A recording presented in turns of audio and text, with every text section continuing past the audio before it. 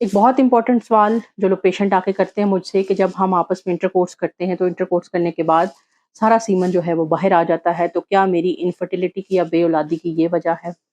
एक चीज़ मैं इम्पोर्टेंट आपको बता दूँ कि सीमन जब इजैकुलेट होता है तो वो जेल की तरह का होता है।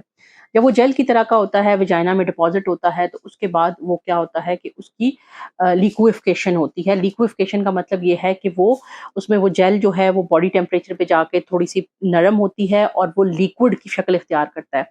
और जब वो लिक्विड की शक्ल इख्तियार करता है तो उसके अंदर से स्पर्म्स जो एक्टिव स्पर्म्स होते हैं वो स्विम करके फॉरवर्ड प्रोग्रेशन होती है, यानी स्पर्म्स की क्वालिटी अल्लाह ताला ने रखी है कि वो फॉरवर्ड प्रोग्रेस करते हैं।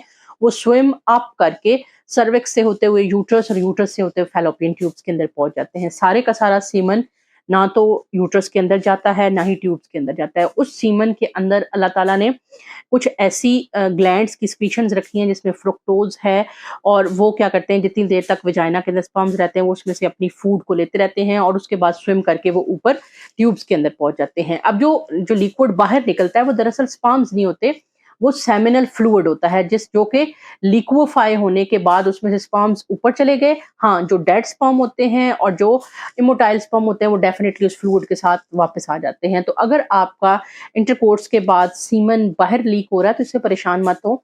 स्पर्म्स असेंड हो गए हैं और ये आपकी बेऔलादी की कतन वजह नहीं है। 100% लोग जो इंटरकोर्स करते हैं उन सब का तकरीबन 70% सेमिनल फ्लूइड लीक हो जाता है। जो ट्यूब्स तक पहुंचते हैं दे आर अलाइव स्पर्म्स, वो स्पर्म्स जाते हैं, लिक्विड नहीं जाता।